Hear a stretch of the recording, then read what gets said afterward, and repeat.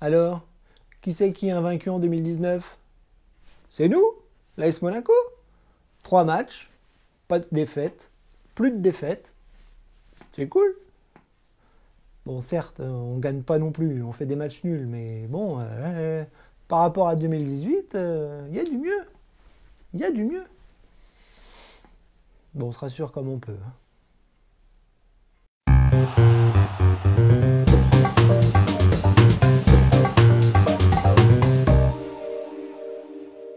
Salut tout le monde, salut les Monégasques, et bien bienvenue pour un nouveau débrief, une nouvelle compétition, la Ligue 1.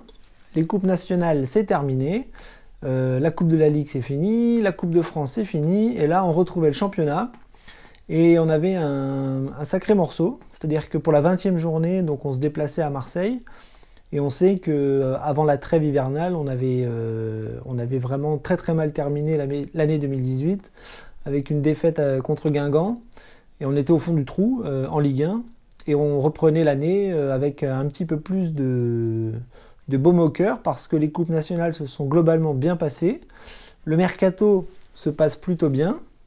Et donc là, pour reprendre la Ligue 1, pour reprendre à Marseille, voilà, il fallait un objectif clair qui était de renaître de ses cendres, de revivre, de repartir sur de bonnes bases.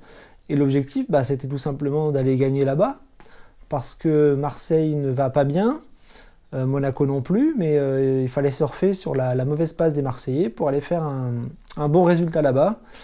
Voilà, donc l'objectif c'était ça, renaître, repartir sur d'autres bases, repartir sur une nouvelle compétition quasiment pour nous les Monégasques. Et l'objectif c'était celui-là. Bon, c'est pas raté et c'est pas réussi non plus.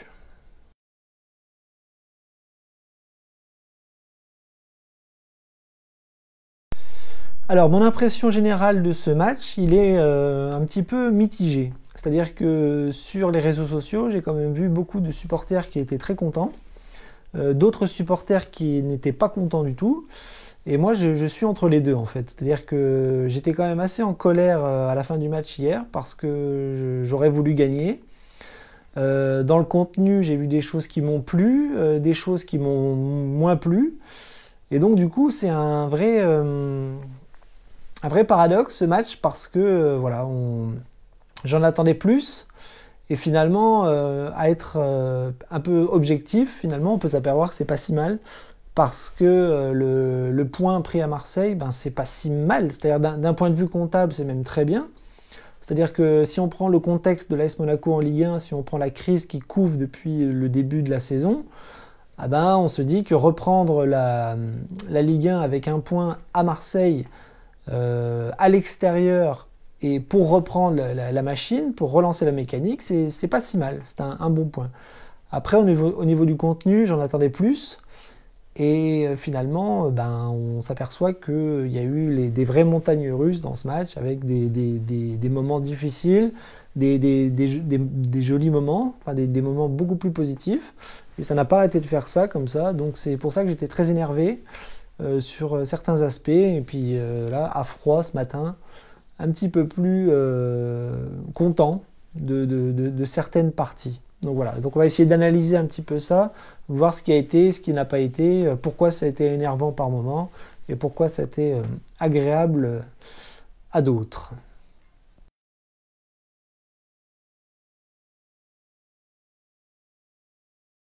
Alors pour cette 20e journée, on avait Thierry Henry qui avait encore un groupe très amoindri, toujours la même base de blessés, c'est-à-dire que vous avez toujours une douzaine d'absents à l'AS Monaco.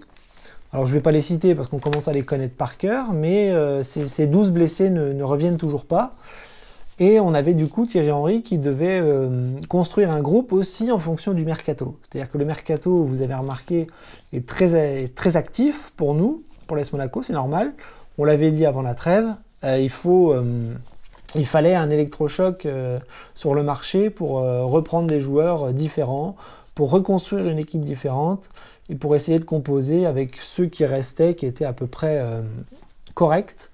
Et donc là, on a plein de chamboulements, derrière, au milieu, devant, bref, ça part de tous les côtés. Et on avait déjà 4 recrues, dont 3 disponibles et qui étaient dans le groupe.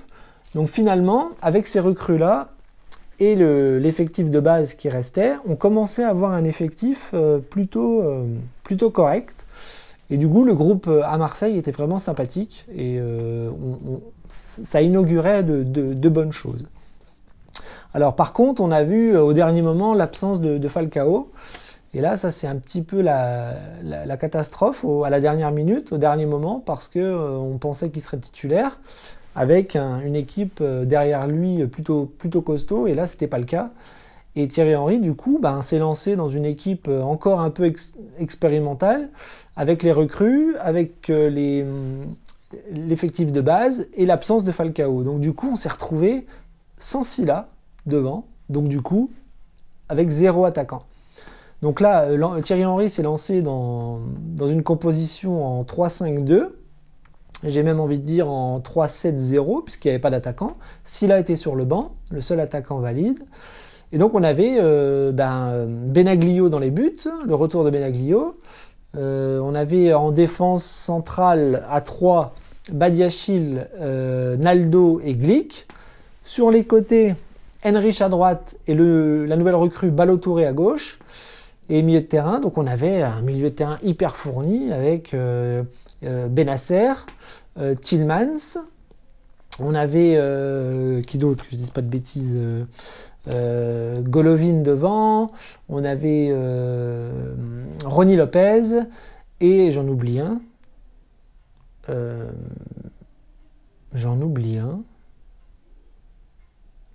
Oh, je ne sais plus, je vérifie. Je ne l'ai pas oublié, Fabregas, bien sûr Fabregas. Donc on avait Fabregas, Tielemans et Bennacer au milieu de terrain, avec devant Golovin et Rony Lopez. Voilà, donc pas d'attaquant, et donc on avait un milieu quasiment à 7, hyper fourni, avec personne pour la foutre au fond devant. Voilà, donc sur le banc par contre, on avait encore un banc très très jeune, très faible, avec Badiachil, Biancone, Jemerson, Serrano, Fèvre et Sylla, le seul attaquant qui nous restait. Alors ce match débute bizarrement, même assez mal pour Monaco. Je trouve que le premier quart d'heure, on n'était pas bien, on n'était pas dedans, on était toujours en mode recul, ça recule, on attend, et on avait du mal à ressortir le ballon, on avait du mal à construire du jeu, et du coup on a laissé les Marseillais s'installer dans notre camp, à composer, à faire du jeu, à faire tourner le ballon, à plutôt bien jouer. Alors c'était pas non plus une grande équipe de Marseille en face, mais en plus il y avait le contexte dans le stade où les supporters étaient absolument détestables envers son équipe. Ça peut se comprendre vu les résultats de Marseille actuellement. Mais nous, Monaco, on a du mal à rentrer dedans, on a du mal à avoir la possession de balle. C'est compliqué, on recule, et à force de reculer, on se fait avoir à la 13e minute, c'est-à-dire que sur un coup franc de Payet, on a Glick qui repousse le ballon dans les pieds de Lopez, et Lopez qui frappe à 20 mètres, 20-25 mètres, une frappe plutôt bien placée, et Benaglio qui fait un arrêt passoire, un arrêt savonnette, le ballon qui lui passe à travers les gants, et ça rentre. Et là, ça rentre. Et là, on est dans la merde, parce qu'on se dit, Monaco ne montre rien en ce début de match. Monaco recule, Monaco est étouffé, et Monaco, face à un Marseille pas terrible, se fait prendre un but, et on est en vraie galère sur le moment, au bout du premier quart d'heure. Du coup, les minutes passent, et Monaco essaye péniblement de ressortir, et finalement, vers la demi-heure, après la demi-heure de jeu, on a un Monaco qui est déjà un petit peu mieux, qui commence à reprendre le ballon, à monter, à se créer des occasions, à pousser, et Marseille est un peu en danger. Et du coup, à la 37e minute, on a une belle frappe de Tielemans qui passe juste au-dessus de la barre de Mandanda. C'était vraiment une très belle frappe, hein. Elle redescend bien, et franchement, s'il la mettait, ça aurait été un très joli but. Manque de bol, ça passe au-dessus. Mais juste derrière, on continue de pousser. Monaco est plutôt bien dans cette fin de match. Donc comme je vous ai dit au début, hein, c'est-à-dire qu'on est vraiment passé par des bas et des hauts, comme ça, tac. Et ça, c'est fatigant. Mais la première mi-temps se termine bien pour Monaco. Et à la 38e minute, on a le but de Tielemans. On a Golovin qui s'échappe sur le côté gauche, qui arrive à centrer. Heinrich qui arrive à la remettre en retrait assez rapidement. Et là, on a Tielemans qui arrive en retrait et qui frappe à ras de terre et qui bat Mandanda. Le ballon va au fond et on égalise. Et ça, c'est formidable parce que on pensait pas que Monaco arriverait à égaliser au moins dans cette première mi-temps, malgré le fait qu'on poussait plutôt positivement et qu'on était dans une bonne phase de jeu. Donc voilà, donc finalement la première mi-temps est assez mitigée avec une grosse partie pour Marseille et une partie pour nous, surtout la fin de la première mi-temps, et on égalise, on est à 1-1. Et on se dit, on espère quand même qu'en deuxième mi-temps, on va voir un autre visage de Monaco parce que c'est difficile de subir comme ça pendant si longtemps et on aimerait que Monaco tienne le jeu, surtout avec les joueurs qu'on a pris et avec ce dispositif qui est quand même plutôt intéressant. Alors la deuxième mi-temps, on commence un petit peu à l'inverse, c'est-à-dire que c'est Monaco qui revient plutôt bien. Même si vous allez voir que la deuxième mi-temps est un peu comme la première, un petit peu en montagne russe avec des moments forts pour Marseille et des moments forts pour Monaco. Mais à la 51e minute, on a un Monaco qui a bien repris et qui se crée une occasion de fou avec Ballo-Touré qui s'échappe sur le côté gauche, qui met un super ballon à Golovin. Et Golovin en vitesse se retrouve face à Mandanda, tout seul, et ouvre son pied, met le plat du pied et elle part à côté. Je crois qu'elle frôle le poteau, mais Golovin qui la met à côté. Une occasion hyper franche, une balle de but quasiment, et c'est raté. Donc c'est rageant parce que on se dit que là, on ne peut pas trop rater ce genre d'occasion, surtout à l'extérieur, dans un contexte pareil, dans une affiche comme ça. Et Golovin la rate. Voilà. Donc c'est rageant. Après, il reste du temps, deuxième mi-temps, et on se dit peut-être qu'on aura une deuxième. Et qu'on va essayer de tuer le match en espérant aussi qu'on ne va pas s'en prendre parce qu'on connaît notre faculté à reculer et à laisser l'adversaire nous faire du mal. À la 70e minute, on a un but de Thauvin. Voilà. Un but de Thauvin qui nous fait mal parce que là, le temps fort de Monaco est passé. Et c'est un temps fort marseillais, alors qui n'est pas forcément extrêmement poussif, extrêmement flamboyant, extrêmement spectaculaire. Mais Monaco recule, Monaco a tendance à baisser le pied et du coup on subit. Et puis il y a une occasion qui n'est pas forcément tranchante, mais Thauvin marque. Et donc il y a une Strootman qui talonne pour Ocampos. Ocampos qui fait une faute sur Benaglio. Alors la faute on ne la voit pas tout de suite. Mais il y a un petit cafouillage, le ballon arrive dans les pieds de Thauvin qui la met au fond. Et là, le but est accepté. Et quelques minutes après, la VAR est demandée. Et du coup, on a l'arbitre qui réfléchit. Et par miracle, le but est annulé. Alors je pense qu'il était valable. Hein. Moi, je pense que si ça avait été dans l'autre sens, on aurait ragé comme des malades. Parce que la faute n'est pas forcément ni méchante ni évidente. Elle est dans le jeu. On voit le pied d'Ocampos qui écrase le pied de Benaglio. Alors bon. Je ne sais pas. L'arbitre siffle faute, il annule le but, et là on se dit ça va peut-être donner un coup de fouet à Monaco, et pas du tout. C'est-à-dire que la fin de match est pour Marseille, c'est-à-dire qu'on recule, et on a à la 80e minute une occasion encore pour Marseille, une frappe de Thauvin, un petit peu écrasée, et on a Benaglio qui fait un arrêt. Alors un arrêt un peu poussif, hein, je pense que c'était plus pour les photographes derrière. Mais c'est une occasion pour Marseille assez franche. Le ballon pouvait être cadré, je ne sais pas trop, mais en tout cas, c'est encore une occasion pour Marseille. Et donc, du coup, le temps passe et à la fin, on s'aperçoit que Monaco essaye de jouer en contre. Et Monaco se crée une occasion. Encore une occasion de fou. Après celle de Golovin, c'est Tielemans qui rate la balle de but dans les arrêts de jeu. On a quand même Sylla qui se bat près du poteau de corner, qui s'arrache, qui arrive à mettre le ballon en retrait. Et là, Fabregas fait un super toucher de balle qui lobe le défenseur, qui arrive dans les pieds de Tielemans. Et Tielemans, au lieu de frapper directement, temporise un peu, essaye de dribbler et cherche le premier poteau et la met à côté.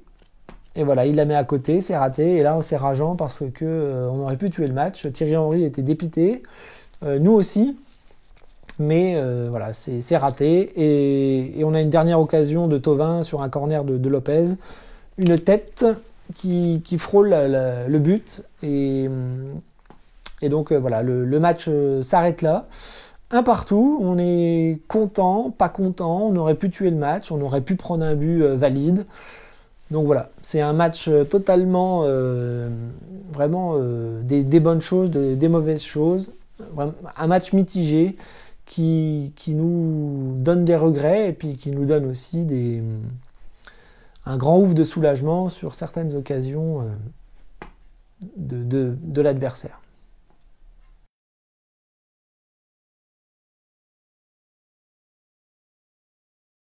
Alors, Benaglio, je lui ai mis 4 parce que je n'ai pas aimé son match. Je pense que le premier but, il est pour lui. La frappe est rapide, la frappe est lointaine, il a un mur défensif devant lui, mais les mains de Benaglio sont pas assez serrées, sont pas assez costauds. Il doit la mettre en corner, il doit la repousser sur sa droite. Et là, je ne sais pas ce qu'il fait, soit il n'est pas attentif, soit il est trop lent, soit il est trop mou, et les mains, voilà, pour moi c'est une faute de main. Et du coup, son match est terrible parce que c'est pas normal. Il doit pas prendre un but comme ça, hein. Et puis en plus, après, on l'a vu dans le match, des jeux courts derrière, très compliqués pour lui, des mauvaises relances, enfin bon, bref, j'ai pas trouvé Benaglio dans le match, donc je lui ai mis un 4. Pour moi, c'est pas une bonne note. Alors, Badiachil, je lui ai mis 5. Il a fait un bon match, hein. C'est-à-dire qu'on va voir que la défense dans l'ensemble était pas trop mal. Elle n'a pas été extraordinaire non plus, mais elle a été pas trop mal, elle est assez solide. Je pense qu'on a trouvé une défense à 3 titulaires, Badiachil, Naldo et Glick. Je pense que ça ne devrait plus bouger pour la fin de saison. Mais Badiachil, je lui ai mis 5 parce qu'il a fait un match correct, c'est-à-dire sans plus, sans erreur non plus. Il est très très propre, il est très intelligent, c'est-à-dire que c'est un joueur qui est vraiment très très très intéressant. Alors souvent il est obligé de couvrir un petit peu le côté gauche quand Ballo Touré était un petit peu parti à l'abordage devant. Mais voilà, on lui demande un travail quasi double, c'est-à-dire fixer l'axe et couvrir le couloir gauche quand il y a besoin. Et il le fait très bien. Et on s'aperçoit que ses qualités techniques sont très intéressantes avec une relance très très propre. Il voit le jeu très rapidement et en plus il est costaud physiquement. Alors il n'est pas encore prêt physiquement totalement parce qu'il est très très jeune. Mais voilà, physiquement il est là, il est au tacle, il est au retour, il en veut, il est très très bien. Et donc voilà, un match correct, donc ni plus ni moins. Du Badiachil comme on en voit d'habitude, donc voilà, 5. Alors Naldo c'est pareil, je lui ai mis 5 aussi, comme Badiachil, un match correct. Il prend beaucoup de ballons de la tête, beaucoup de ballons aériens. Alors il ne marque pas sur les corners pour l'instant. Il a eu un coup de pied arrêté qu'il a foiré, alors que c'est une de ses spécialités. Voilà, il est plutôt propre, hein, c'est notre patron en défense. Et donc du coup, comme Badiachil, je lui ai mis 5 parce qu'il a fait un match correct, ni plus ni moins. Et voilà, ça reste notre patron actuellement en défense et je pense qu'il va nous faire du bien dans les matchs à venir. Et Naldo, on en a besoin. Voilà, on en a besoin parce qu'il faut sécuriser tout ça. Même si ce n'est pas encore le top défensif actuellement, c'est correct. Voilà, donc 5. Alors Glick, par contre, je lui ai mis un point de plus, je lui ai mis 6, parce que je trouve qu'on retrouve le Glick qu'on aimait un peu plus les années passées. Il a fait un début de saison 2018-2019 complètement catastrophique. Et là, je pense que dans le système qu'a instauré Thierry Henry, c'est beaucoup mieux pour lui. Il a moins de responsabilités d'un point de vue défenseur axial. Il est un petit peu décalé sur le côté droit. Et du coup, je trouve qu'il se libère un peu plus et qu'il peut être beaucoup plus actif dans cette partie de terrain en restant quand même en défense axiale. Et du coup, il couvre moins de terrain et du coup, c'est plus facile pour lui. Donc on retrouve la l'agressivité qu'on aime bien chez Glick. Les relances, c'est pas encore ça, mais il essaye de faire au plus propre. Et hier, je l'ai trouvé vraiment costaud, très très, très bien, dans les duels, dans l'agressivité, dans le placement, même dans la relance, c'était un peu mieux. Donc quand Glick fait un bon match, il faut le souligner. Donc voilà, un point de plus par rapport aux deux autres, mais globalement la défense était pas mal. Mais lui, je l'ai trouvé un petit peu au-dessus hier soir. On l'a beaucoup plus vu. Voilà, donc 6. Alors, Ballo-Touré, Ballo-Touré c'était la petite nouveauté, c'est-à-dire que c'était une recrue hivernale. Alors, on en attendait beaucoup, c'est-à-dire que sur le côté gauche, on était en vraie galère actuellement avec Barreca qui ne joue quasiment pas, Serrano qui n'est pas au niveau parce que ça va pas, Heinrich qui est plus à l'aise à droite qu'à gauche, Radji, j'en parle pas. Donc il fallait un défenseur gauche qui arrive à se projeter vers l'avant, et du coup, on l'a trouvé. On l'a trouvé parce que Ballo-Touré, c'était vraiment pas mal. On a vu ses qualités hier. Alors je pense qu'on a vu vraiment on n'a pas vu la palette complète de Ballo-Touré hier soir, mais on a vu quand même le profil et à quel point c'est intéressant d'avoir dans ce système-là un joueur qui se projette fort vers l'avant, c'est-à-dire qui monte, qui couvre la ligne, qui arrive à redescendre aussi quand il y a besoin. Et du coup, la grande qualité de Ballo-Touré, moi j'ai trouvé hier, c'est son physique.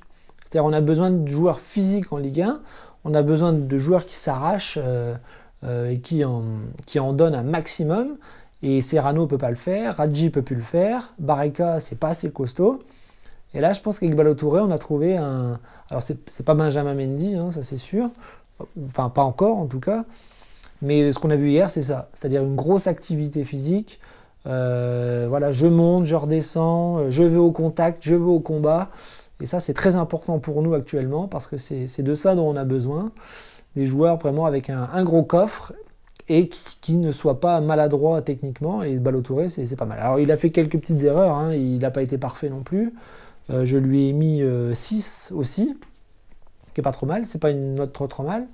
Mais voilà, il a fait des petites erreurs aussi, mais il a apporté une grosse activité. Il a donné des balles de but. Il a été vraiment présent sur son côté gauche et il est sorti. Alors je ne sais pas pourquoi. Quand j'ai vu Ballo-Touré sortir à la place de Serrano, je dis aïe. Ça y est, encore un blessé. Encore un joueur qui va aller à l'infirmerie parce que je ne comprenais pas pourquoi Ballo-Touré, qui était titulaire à Lille, qui a joué beaucoup de matchs et qui est censé être en condition physique maximale, est sorti à l'heure de jeu pour faire rentrer un joueur en grande difficulté comme Serrano, quoi. Donc j'ai pas compris. Alors on me dit que c'était des crampes. J'ai du mal à comprendre, mais en plus il va pas jouer mercredi parce qu'il n'est pas qualifié. Donc je sais pas. Peut-être que le rôle que lui a donné Thierry Henry lui demande beaucoup plus d'efforts, et donc c'est pour ça que physiquement il a craqué. C'est dommage, j'aurais bien voulu qu'il soit là jusqu'au bout, mais en tout cas ce qu'on a vu c'était pas mal. 6. Alors Heinrich, je lui ai mis 5, c'est un point de moins que Ballo-Touré. Globalement il a fait un bon match, c'est-à-dire qu'il est, voilà, lui aussi il a une grosse activité. On lui en demande beaucoup, un peu comme Ballo-Touré, on va lui en demander tout au long de la saison. C'est-à-dire qu'on lui demande d'être très actif sur le côté droit, être autant présent devant que derrière, et faire l'essuie-glace comme ça pendant tout le match, c'est très compliqué. Donc Heinrich le fait très bien, c'est-à-dire qu'il est propre, il est pas maladroit avec son pied, avec son pied droit. Il a beaucoup de qualité. Après, j'ai une petite réserve quand même. C'est-à-dire qu'on le voit beaucoup, mais techniquement, c'est pas toujours très intelligent. Notamment des centres peut-être trop rapides, des absences au niveau de l'élimination de son joueur, fait pas forcément le meilleur choix par moment. Donc c'est un peu compliqué pour lui. Je pense que dans une défense à 4, il serait peut-être plus à l'aise. Là, on lui en demande énormément. C'est-à-dire qu'il doit manger son couloir et être partout, tout le temps, sur cette partie du terrain. Et parfois, c'est un peu maladroit, même si, voilà, grosse activité, joueur plutôt intelligent. Je pense qu'il va falloir quand même se poser la question avec le retour de Sidibé. Est-ce que Sidibé aura la condition physique et le coffre pour prendre ce poste-là, ou Henrich va rester titulaire jusqu'au bout? Je ne sais pas. En tout cas, je pense qu'il y a encore quelques petits trucs à améliorer pour Henrich, même si c'est un bon joueur à qui on demande une certaine évolution encore, pour être encore plus fort, je pense. Parce que pour l'instant, c'est pas encore top niveau. On va dire, pour l'instant, c'est pas mal, c'est correct. Donc voilà, hier dans le match, c'était ça. 5. Alors Bennacer. Moi j'ai un petit peu de mal avec lui. C'est un joueur que je trouve pas extraordinairement bon. Techniquement, je pense qu'il est très limité. Mais il a une grosse activité physique sur le terrain. Il a des petits éclairs de génie par moment. Et puis parfois il se plante. Parfois il se plante sur des relances faciles qui sont ratées, ou voilà, une passe pas forcément bien mise. Des petites erreurs par-ci par-là. Voilà, je trouve que c'est pas une grande machine à laver. Mais pour l'instant, il fait le boulot parce qu'on n'a personne d'autre. Parce que Vainqueur qui est arrivé ne sera pas là avant des semaines, voire des mois. Donc on a besoin de lui, on l'avait besoin de lui avant, on a besoin de lui en ce moment, on aura sûrement besoin de lui après. Et du coup, hier, il a fait un travail de l'ombre, c'est-à-dire qu'on ne l'a pas forcément beaucoup vu, mais il a ratissé, il a aidé sa défense, et il a fait le boulot. Voilà, donc ni plus ni moins, il a fait le travail qu'il y avait à faire, donc c'est plutôt pas mal. Et pour l'instant, on s'en contente en attendant peut-être un peu mieux avec l'arrivée de Vainqueur. Mais donc Bennacer, c'est ça. Voilà, c'est une prestation invisible, mais un gros travail au niveau de la récupération. Donc 5. Alors, Tillmans, c'est un peu mieux en ce moment. C'est pas encore le top, c'est pas le top niveau, c'est pas là où les prestations parfaites pour le Belge, mais dans ce nouveau système, avec l'arrivée de Fabregas, avec le fait de jouer à 3 comme ça, il est un petit peu plus libéré, il touche beaucoup plus de ballons, il a quand même des facilités un petit peu plus, on va dire, des facilités, il a plus de facilité dans ce poste-là, et du coup on le voit plus, c'est-à-dire qu'on le voit frapper. Il marque des buts, parce que mine de rien, Tillmans marque des buts. Hein, on ne peut pas dire le contraire. Et donc c'est pas mal. Après, ce qu'il faut qu'il soigne, c'est la constance. C'est-à-dire qu'il faudrait qu'il soit bon tout le temps, pendant 90 minutes, et qu'il n'ait pas des petites errances comme ça de temps en temps, des oublis, des passes à l'adversaire, des choses un peu simples qui doivent être faites et qu'il ne fait pas.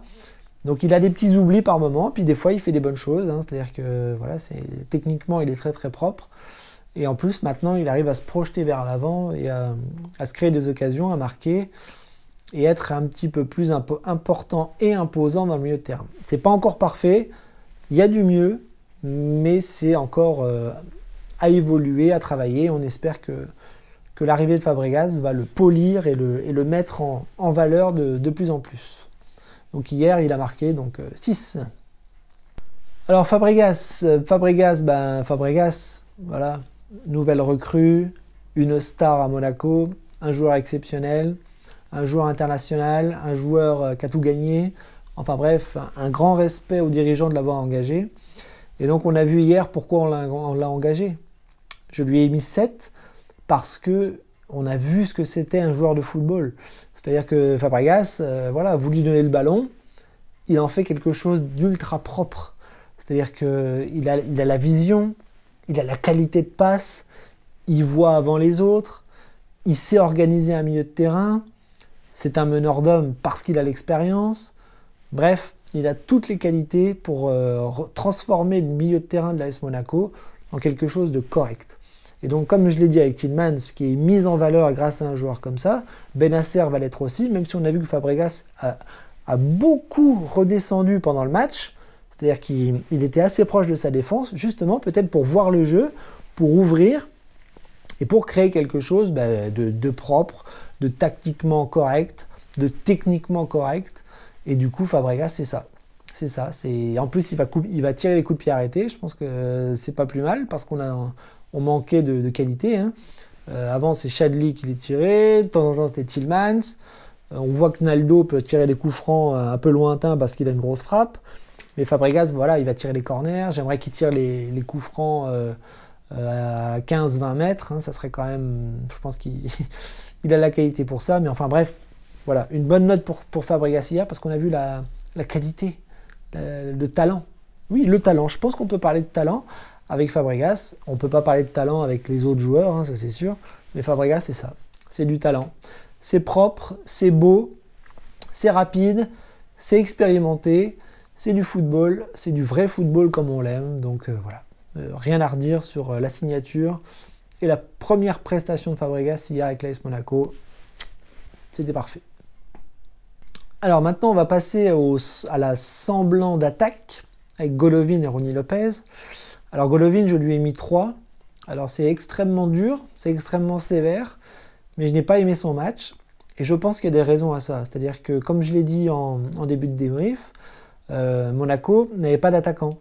Il n'y avait que Sylla sur le banc, et Monaco a fait un 11 de départ sans attaquant. Golovin n'est pas un attaquant, Rony Lopez n'est pas un attaquant, et on a vu hier que c'était extrêmement délicat et compliqué pour ces deux joueurs-là, avec tout ce qui était contre-attaque. C'est-à-dire que dès qu'il y avait une attaque, une offensive de Monaco, on avait quand même Golovin qui avait de grandes difficultés. Et ça s'est quand même vu tout au long du match. C'est-à-dire que les occasions franches face au but, il les a ratées. Au niveau du placement, c'était compliqué. Techniquement, il a raté pas mal de choses. Il n'en impose pas forcément. Physiquement, il a du mal. Donc du coup, on a un Golovin qui a quand même pour l'instant une saison compliquée. Quand il est arrivé, on en a dit beaucoup de bien. Avant qu'il arrive, on en disait beaucoup de bien. Et puis petit à petit, au fil des matchs, ça s'est un peu liquéfié comme ça. Un peu comme Tielemans l'année dernière. On a un joueur qui a beaucoup de mal. C'est-à-dire que la Ligue 1, c'est compliqué pour lui. Au niveau du poste dans l'équipe, on a du mal à le situer. Et ce qu'il fait, souvent, c'est raté. Donc, c'est extrêmement négatif pour l'instant. Je pense qu'il a des qualités évidentes, hein, ça c'est sûr. Hein. Je pense qu'il doit quand même jouer dans cette équipe. Mais pour l'instant, c'est compliqué. Donc hier, on ne l'a pas aidé. C'est-à-dire qu'on l'a placé à un endroit du terrain qui était compliqué pour lui. Et en plus, il a raté les peu de choses qu'il avait à faire. Voilà. Donc pour moi, une prestation pas bonne. Pas bonne du tout de Golovin. Donc 3. Alors, Rony Lopez, on va dire un petit peu la même chose que Golovin. Hein. Ça me fend le cœur de dire ça. Mais Rony Lopez, moi, c'est mon joueur préféré. C'est mon chouchou. Et hier, il a eu un rôle ingrat. C'est-à-dire qu'il jouait devant. Et je pense que Rony Lopez est 1000 fois meilleur quand il joue sur un côté. Quand on lui laisse un peu l'espace libre pour déborder, pour centrer, pour éliminer, pour mettre un impact physique important, parce que lui, il a un coffre aussi bien élevé, Rony Lopez. Et du coup, là, on l'a mis un peu dans l'axe, on l'a quasiment mis avant-centre, donc c'était très compliqué pour lui. Hein. C'est pas un avant-centre, c'est pas un buteur, c'est pas Falcao, ni un autre buteur, c'est Rony Lopez avec ses qualités. Et hier, ça a été compliqué, comme Golovin. Donc je lui ai mis 4, parce que on l'a pas trop vu. On l'a pas trop vu, il ne s'est pas créé d'occasion franche, il n'a pas marqué, il n'a pas pesé non plus sur la défense marseillaise comme un attaquant peut le faire, et c'est normal. Donc pour moi, voilà, Golovin et Rony Lopez, c'est des mauvaises notes, mais c'est pas très grave parce que il va falloir les utiliser différemment. Hein. Je pense que dès mercredi face à Nice, on risque de voir Rony Lopez avec Falcao. Alors voilà, je pense que Rony Lopez a besoin d'un buteur à côté de lui pour le solliciter, pour lui donner des caviars, des bons ballons. Mais là, hier, il n'y avait personne. Donc, il a eu un rôle ingrat. Il a essayé de peser sur la défense marseillaise. Et du coup, on l'a pas beaucoup vu. Donc, voilà. Comme Golovin, une note un peu faible. 4. Alors, je ne vais pas noter Sylla parce qu'il est rentré très peu de temps. On l'a vu sur la dernière occasion franche de Monaco, sur la frappe de Tielemans, où il s'arrache sur le côté droit pour la donner à Fabregas. Mais sinon, dans l'ensemble, on ne l'a pas vu, donc je ne vais pas le noter. Serrano, on l'a un petit peu plus vu, il est quand même rentré à l'heure de jeu. Et Serrano, c'est toujours pareil, hein. On a vu ses difficultés, on a vu ses vrais problèmes sur le côté gauche, hein. De toute façon, on l'a dit dans tous les débriefs depuis le début de saison. Il y a plein de jeunes qui sont pas au niveau, mais c'est normal, c'est encore trop jeune. Et Serrano, c'est ça. C'est-à-dire que physiquement, il a du mal, techniquement, il a du mal, tactiquement, il a du mal, parce que des fois, à part prendre son côté, il fait pas grand-chose, et il a pas forcément de très très bonne lecture du jeu. Mais le pire, c'est technique. C'est-à-dire que voilà, il se fait prendre le ballon, il a du mal à la récupérer, il a du mal à éliminer les adversaires. Donc c'est très stéréotypé, c'est très lent. Et souvent, il se fait passer dans son dos assez facilement. Et souvent, quand Serrano joue, c'est un vrai boulevard pour l'attaquant adverse. Et ça, c'est un vrai problème parce qu'on peut pas se permettre d'avoir des lacunes comme ça sur le terrain actuellement. Donc je lui ai mis 4 parce que voilà, Serrano, il est dans le dur à chaque fois. Il pèse pas du tout sur le jeu. Et ça m'a fait chier quand il est rentré parce que je savais qu'on aurait quand même un vrai boulevard sur le côté droit marseillais à cause de Serrano qui est incapable de faire ce que peut faire un Ballo Touré qui vient d'être engagé. Voilà, donc 4. Et si là, je ne le note pas.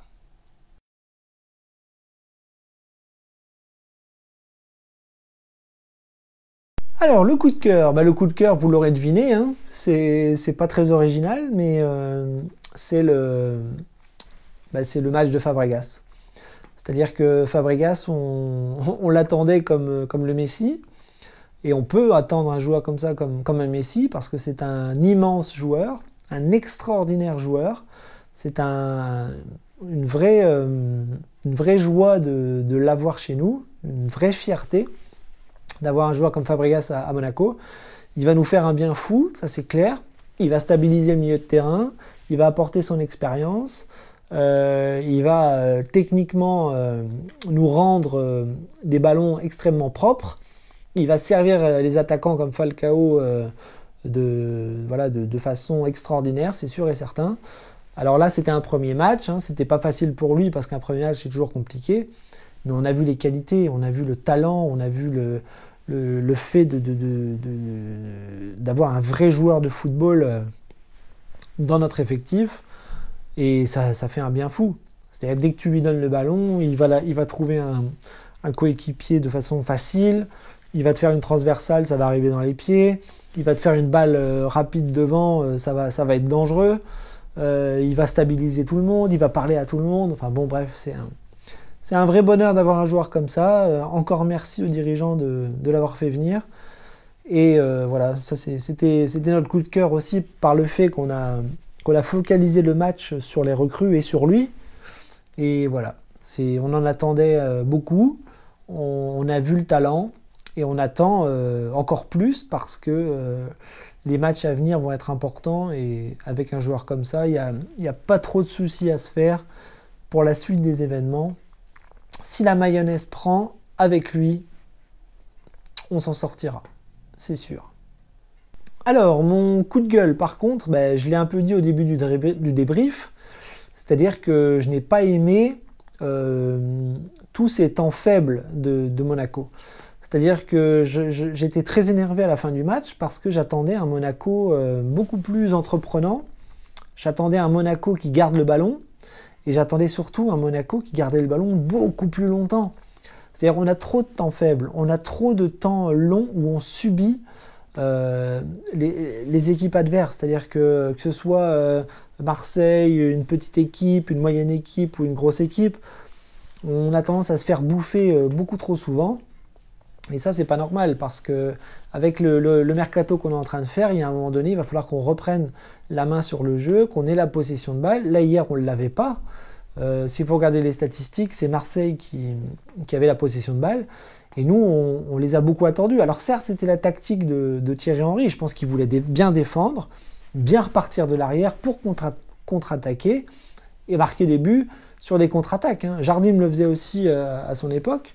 Et là, on a bien vu qu'Henry, en jouant à 3 derrière et avec des des joueurs de couloir et un milieu de terrain fourni, et sans attaquant, on ne pouvait pas forcément attaquer tout le temps. Donc la tactique, c'était ça, mais on subit beaucoup trop, et on est parfois beaucoup trop fébrile. C'est-à-dire que souvent, quand l'équipe accélère un petit peu, Marseille n'est pas au top niveau en ce moment. Marseille est un club malade aussi. Ils ont plein de soucis. Et on n'a pas vu un Marseille flamboyant hier soir. Mais dès qu'ils poussaient un petit peu, ben, il y avait danger. Donc ça, c'est pas normal. Il faut qu'on mette la main et le pied sur le ballon, qu'on garde le ballon, qu'on pousse et qu'on s'impose physiquement, techniquement, tactiquement, etc. beaucoup plus longtemps. Voilà. On a des bonnes phases de jeu, mais elles sont trop courtes. Et quand on est dans le dur, ben, on subit, on prend des buts, et ça rentre comme dans du beurre. Donc moi j'étais énervé à cause de ça, mais on va essayer de retenir le positif, les petites phases de jeu qui ont réussi, qui ont donné de belles choses. Mais voilà, j'aimerais que les temps faibles soient de plus en plus réduits et qu'ils disparaissent pour faire une fin de saison en trombe et bien différente de ce qu'on a connu jusqu'à maintenant. Voilà, mon coup de gueule.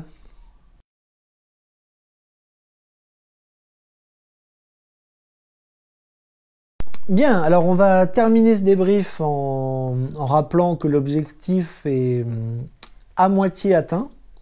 C'est-à-dire qu'on n'a pas gagné là-bas. On n'a pas perdu, on a pris un point. Je pense que d'un point de vue comptable, c'est très bon.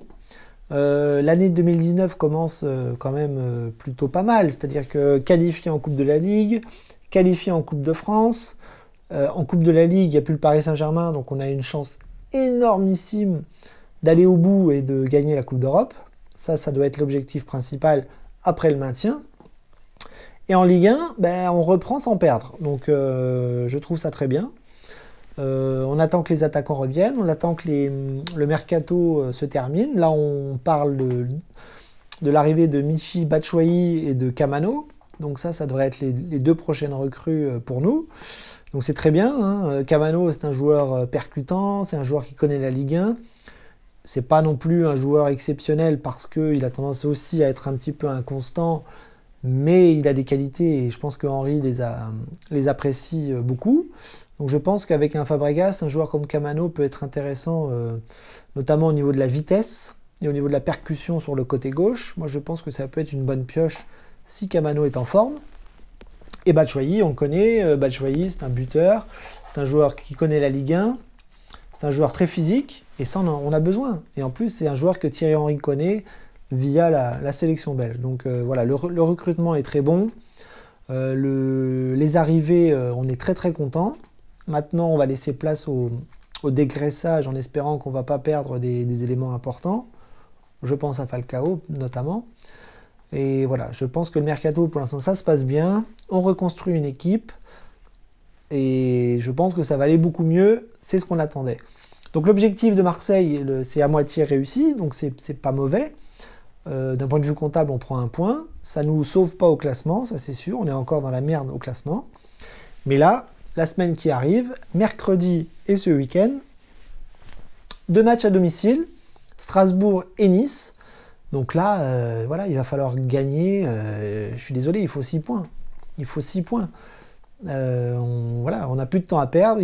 On a des joueurs maintenant pour. On a un dispositif qui se met en place et on a des ambitions maintenant pour remonter la pente. Et voilà, donc Nice, il faut gagner le derby. Strasbourg aussi. Alors le problème, c'est qu'à Nice, on n'aura pas les recrues parce que c'est un match en retard. Ils n'étaient pas là avant, donc ils ne pourront pas jouer. Donc on va se retrouver avec une équipe encore bien faiblarde, parce que j'imagine que les blessés ne reviendront pas. Hein. Voilà, ceux qui sont à l'infirmerie vont y rester encore bien longtemps. Et donc on va devoir faire avec les jeunes, et puis ceux qui restent sans les recrues. Donc ça va être compliqué d'avoir un 11 compétitif, même si Ronny Lopez est là. Golovin sera là aussi, je pense. Donc voilà, il faut espérer, et il faut gagner, il n'y a plus le choix, hein, 2 matchs à domicile, 6 points, c'est l'objectif à venir pour cette semaine, et on y croit. Voilà, donc je vais vous laisser là, on va se retrouver donc mercredi soir pour le débrief du derby face à Nice, Et en attendant, ben voilà, je repensais à Fabregas avec le maillot et l'écusson de Monaco, ça fait un bien fou. Et on suit le mercato, hein, qui n'est pas terminé. Peut-être qu'il y aura d'autres recrues après, peut-être Kamano et Batshuayi. On va voir, on attend. Allez, Dag et Monégout, rendez-vous mercredi soir et on lâche rien, ça va bien se passer.